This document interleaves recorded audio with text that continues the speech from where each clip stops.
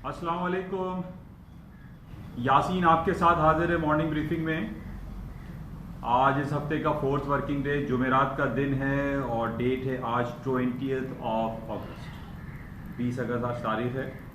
और जो आज हालात हाजरा के हवाले से और मार्केट की जो मूवमेंट के हवाले से जो बातें हैं वो सबसे ज़्यादा कल रात को FOMC federal open market committee की जो रिपोर्ट आती है, जो कि लास्ट इनकी FOMC की मीटिंग हुई थी और उसमें उन्होंने ये कहा था कि इंटरेस्ट रेट को 25 बेसिस पॉइंट और 0 से 25 बेसिस पॉइंट को अनचेंज छोड़ा जाएगा। उस हवाले से एक कंप्लीट रिपोर्ट आई जो कि एक तवील रिपोर्ट होती है 15-20 पेजेस की। उसको लोग पढ़ते रहते हैं और उस पढ़ने के बाद उस पर जो है कमेंट्स आते हैं और उसके after certain period of time 20-25 minute के बाद उसका मार्केट पे इफेक्ट आता है।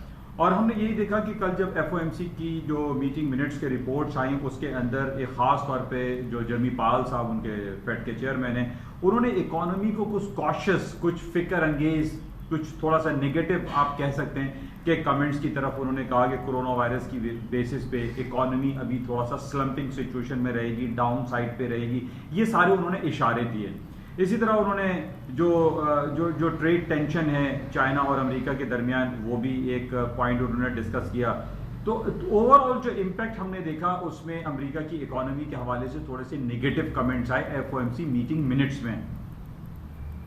इसके अलावा आज उसी को फॉलो थ्रू करते हुए हम ये देख रहे हैं कि सुबह से जो एशिया की मार्केट है, जो आपकी यूरोप की मार्केट ओपन हो रही है, वो तमाम थोड़े से नेगेटिव टेरिटरी में दिखाई दे रहे हैं। हम इसको ये भी कह सकते हैं कि एक करेक्शन पीरियड भी कहा जा सकता है, क्योंकि बहुत अरसे से मार्केट हायर साइड पे थे और तारीख की तकरीबन बुलंद तरीन सतहों पे डेली बेसिस पे मार्केट चलती चली जा रही थी। और टेक्निकल बेसिस पे हमने ये देखा है कि जब भी मार्केट हाई पे हाई और टेक्निकल ग्राउंड पे अपने ओवरबॉट टेरिटरी में जब चल रही होती है या ओवरऑल मार्केट डाउन साइड पर जाती है, ओवरसोल्ड टेरिटरी में होती है, तो मार्केट कुछ करेक्शन पीरियड के लिए ऊपर या नीचे की तरफ आती है। और कल कुछ यही सूरत हाल हमने देखी आफ्टर FOMC की मीटिंग मिनट्स के रिजल्ट्स के बाद, और यही सूरत हाल इस वक्त भी हमें दिखाई दे रही है। तो बहरहाल आज सुबह जो हमारे पास एशिया पैसिफिक का एक सबसे बड़ा इंपॉर्टेंट बैरोमीटर होता है जिसको हम MSCI इंडेक्स कहते हैं, वो भी अपने 5 वीक में पहली बार द बिगेस्ट फॉल हुआ है। और उसकी वजह हम यही कह सकते हैं कि FOMC के जो रिजल्ट्स आए उसके बाद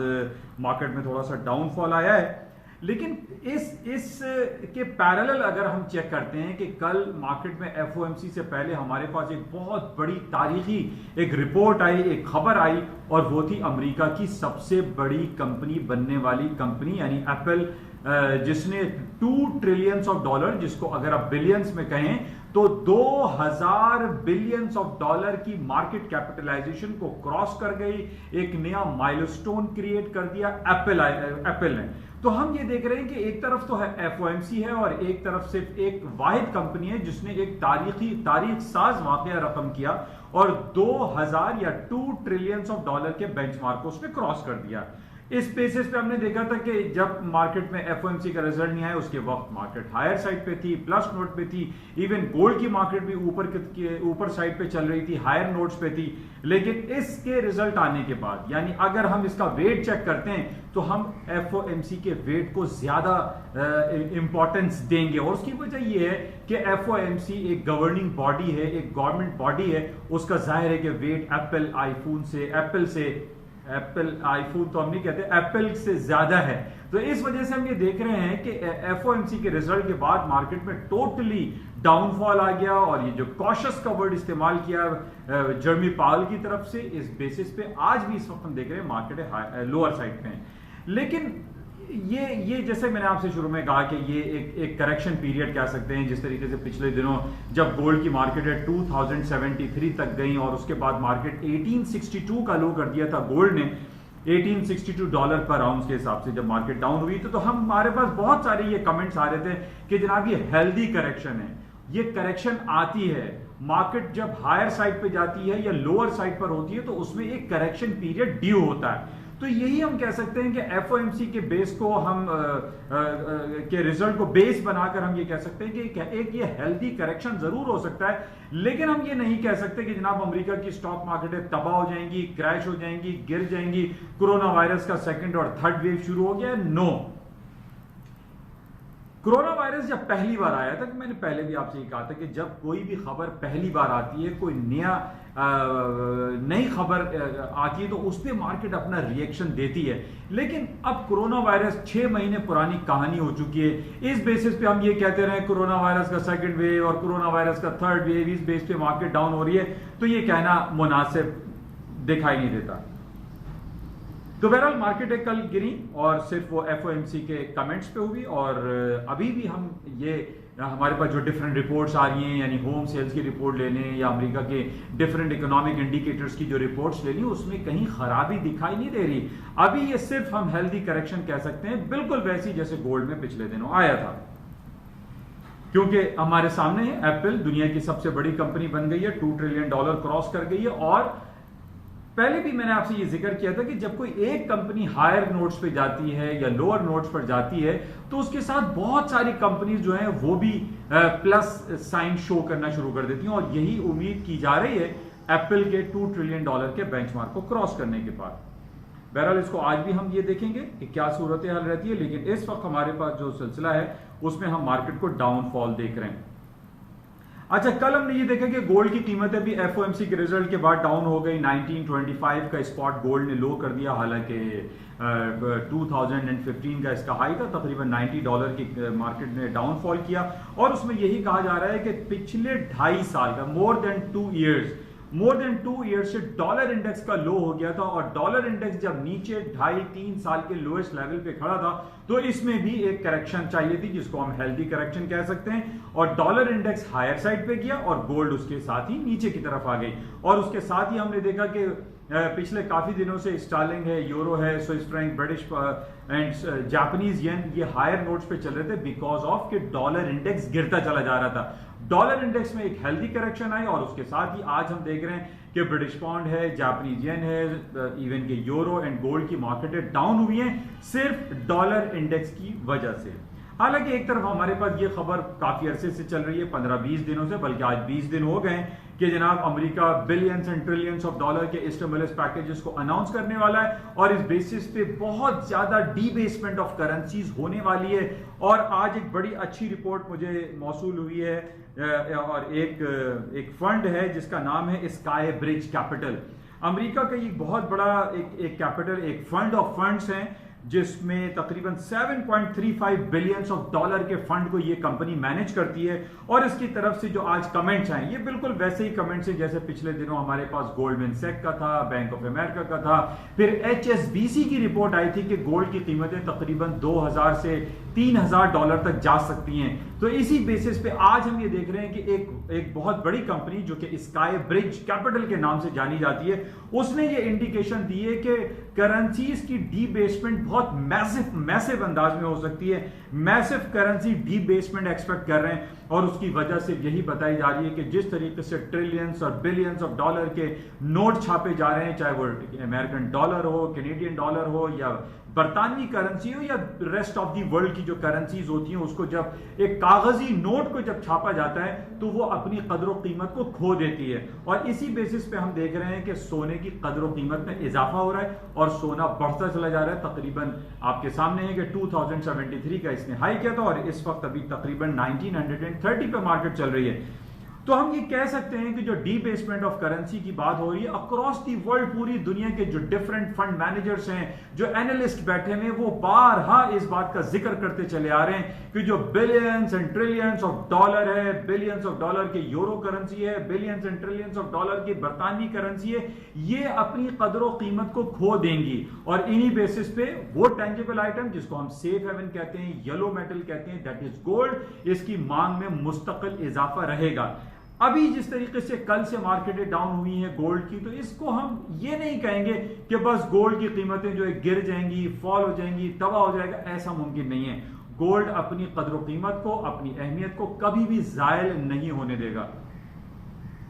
बहरहाल गोल्ड की कीमतें आज नीचे हैं, लेकिन टेक्निकल ग्राउंड पे मैं आपको ये जिक्र कर दूं कि 1930 या 1920 के नीचे मार्केट अगर नीचे आती है तो देन आई विल से कि गोल्ड की कीमतें गिर जाएंगी। 1920 का लेवल में बारहा पहले भी आपसे जिक्र कर चुका हूं। 1920 को आप जहन नशीन कर लीजिए, वजह यह है कि आज से 9 से 10 साल पहले जब गोल्ड ने अपना तारीखी हाई किया था वो 1920 का था, 1920 का था। अब 1920 इसको सपोर्ट कर रहा है। 1920 से नीचे अगर मार्केट जाती तो देन इसको टेक्निकल ग्राउंड पे डाउन कहा जा सकता है, नीचे कहा जा सकता है। बल्कि मैं ये जरूर कहूंगा कि कल जुमा है, वीकली क्लोजिंग है, वीकली क्लोजिंग की बड़ी अहमियत होती है। और अगर कल जुमे को मार्केट ने 1920 के नीचे की क्लोजिंग दे दी तो फिर हम ये कहेंगे कि जनाब गोल्ड की कीमतें मजीद नीचे डाउनफॉल हो सकती हैं। बहरहाल इस वक्त हम ये देख रहे हैं कि गोल्ड की कीमतें थोड़ा सा डाउन साइड पे हैं, लेकिन 1920 को आप जहन में रखिए। अच्छा, इसके साथ ही कल वो एक मुहावरा कहते हैं कि खुदा खुदा करके कुफ्र टूटा। एक हफ्ते से हम इंतजार कर रहे थे सऊदी अरब के मौक़िफ़ का। बहुत चहमोगोइयां हो रही थी कि जनाब इसराइल को कबूल लिया है मुत्तहदा अरब इमारात ने, और मुत्तहदा अरब इमारात, UAE और इसराइल के दरमियान तिजारती और सिफारती ताल्लुकात 70 साल की एक बंदिश के बाद सिलसिला शुरू हुआ है और हालात अब बेहतर की तरफ जाएंगे। बहुत सारे लोग मुख्तलिफ बातें कर रहे थे कि जनाब अगर, क्योंकि हम सऊदी अरब को अपना एक बड़ा भाई समझते हैं और इस्लामिक दुनिया में एक सबसे बड़ा स्टेटस अगर हम कहें तो ये बेजा ना होगा कि सऊदी अरब सरे फहरिस्त है। तो सऊदी अरब की तरफ से ये बयान का बहुत ज्यादा इंतजार किया जा रहा था कि सऊदी अरब UAE का इसराइल के साथ जो राब्ता कायम हुआ है उस पर अपना क्या मौक़िफ़ बयान देता है। तो बहरहाल कल जो वो तमाम चहमोगोइयां थी कि जनाब अमेरिका के प्रेशर पे सऊदी अरब इसराइल को एक्सेप्ट कर लेगा और फलस्तीन की 70 साल पुरानी या 100 साल पुरानी जो उनकी जद्दोजहद आज़ादी थी उस पर कारी ज़रब लगेगी, और ये बहुत ज़्यादा गलत हो जाएगा अगर फलस्तीन को सऊदी अरब की तरफ से कबूल लिया गया, एक्सेप्ट कर लिया गया। क्योंकि हम ये देख रहे हैं कि पिछले 70 सालों से हजारों लाखों लोगों की कुर्बानी दी है फलस्तीनी अवाम ने, और अगर सऊदी अरब इसको कबूल लेता तो ये बहुत ज़्यादा मसाइल क्रिएट कर देता इस्लामिक वर्ल्ड में। हम ये जानते हैं कि तकरीबन 57 से 60 इस्लामिक ममालिक हैं पूरी दुनिया में, जिसमें सऊदी अरब को हम सरे फहरिस्त समझते हैं। बहरहाल कल सऊदी अरब ने बड़ा दो टोक बयान दिया और उसने ये वाज़े तौर पे बयान दे दिया है, कह दिया है कि जब तक फलस्तीन का मसला हल नहीं होगा, फलस्तीन को अपनी सरजमी पर आज़ादी हासिल नहीं होगी, उस वक्त तक वो इसराइल को कबूल नहीं करेगा। ये बड़ा खुशाइन बयान था और इस्लामिक वर्ल्ड ने इसको बड़ा सराहा, और ख़ास तौर पर पाकिस्तान के वज़ीर आज़म इमरान खान साहब ने बहुत ज़्यादा इसको सराहा। उन्होंने इस बात को भी का बयान दिया कि जनाब हम इसराइल को भी उस वक्त तक कबूल नहीं करेंगे जब तक फलस्तीन का मसला हल नहीं हो जाता। और ये बात भी दो टोक इमरान खान साहब ने कही कि अगर हमने फलस्तीन के हवाले से इसराइल को कबूल लिया तो हमारी भी वो 70 साल मेहनत जो कश्मीर के हवाले से हम लड़ रहे हैं वो भी जायल हो जाएगी, जाया हो जाएगी। ये बड़ा खुशाइन और बड़ा जबरदस्त बयान इमरान खान साहब की तरफ से दिया गया और जिसको पूरी दुनिया में सराहा जा रहा है, खासतौर पर इस्लामिक वर्ल्ड में।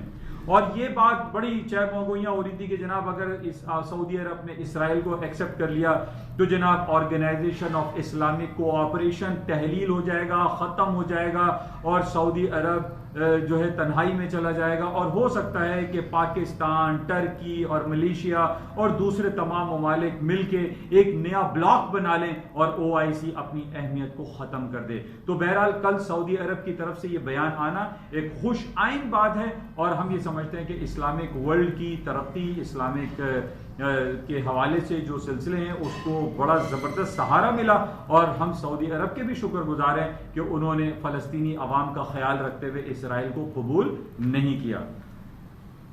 अच्छा, इस बेसिस पे हमारे सामने बहुत सारी खबरें थी कि जनाब इसराइल, सऊदी अरब और ये जो जितने भी ये सिलसिला चल रहा है इस बेसिस पे गोल्ड की मार्केटें ऊपर जाएंगी या नीचे आएंगी। बहरहाल जब सऊदी अरब ये आपके मुत्तहदा अरब इमारात और इसराइल के दरमियान जो पैक्ट हुआ था उस पर सोने की कीमतों में इजाफा हुआ था, क्योंकि लोगों में बहुत ज़्यादा नेगेटिविटी थी कि जनाब पता नहीं क्या होगा और अब हालात और ख़राब हो जाएंगे और इस्लामिक वर्ल्ड में और ज़्यादा जो है टूट फूट का शिकार हो जाएंगे। तो बहरहाल सऊदी अरब के इस बयान से बहुत ज़्यादा एक अच्छे हमें नोट्स मिले और इस बेसिस पे ये भी देखने में आ रहा है कि गोल्ड की कीमतें शायद मे भी पॉसिबल इस बेसिस पे भी डाउन साइड पर गई हों। लेकिन टेक्निकल ग्राउंड को आप ज़रूर याद रखिए 1920 इसके नीचे मार्केट डाउन है, खासतौर पर कल जुमे के दिन। ये है खूबसूरत हाल। और आज मार्केट में जो रैप अप हम करते हैं, मार्केट थोड़ी सी डाउन साइड पे है, लोअर साइड पे है, लेकिन ओवरऑल सिनेरियो इतना नेगेटिव नहीं है जितना एफओएमसी के जो कल मीटिंग मिनट्स के बाद हमारे सामने आया है। अच्छा, इसके अलावा आज हमारे पास कुछ इंपॉर्टेंट रिपोर्ट्स आने वाली हैं। आज यूएस का जॉबलेस क्लेम आएगा, बड़ा इंपॉर्टेंट होता है, इसको हमें देखना पड़ेगा कि इस पे क्या कमेंट्स आते हैं। रिपोर्ट्स अच्छे आने की उम्मीद है। जॉबलेस क्लेम की रिपोर्ट अच्छी आने पे स्टॉक मार्केट दोबारा रिकवर हो सकती हैं। इसके साथ ही आज अर्ली मॉर्निंग हमारे पास एक बड़ी इंपॉर्टेंट खबर थी, और वो चाइना का लोन प्राइम रेट था, जो कि 3.8% पे इंटैक्ट रखा, अनचेंज रखा, और जिसकी बेसिस पे हम ये कह सकते हैं कि अनचेंज पॉजिटिव कंसिडर किया जाता है। तो बहरहाल ये सूरत हाल थी, और आपसे राब्ते में रहेंगे। आज शाम में देखते हैं कि शाम को 5:30 बजे अमेरिका की जॉबलेस क्लेम के हवाले से क्या रिपोर्ट्स आती हैं। इंशाल्लाह राब्ते में रहेंगे। जाते हुए आपसे इजाज़त चाहूँगा, खुदा हाफिज़। लेकिन आपसे ये ज़रूर रिक्वेस्ट है कि इस यूट्यूब चैनल को प्लीज़ सब्सक्राइब करें। Thank you.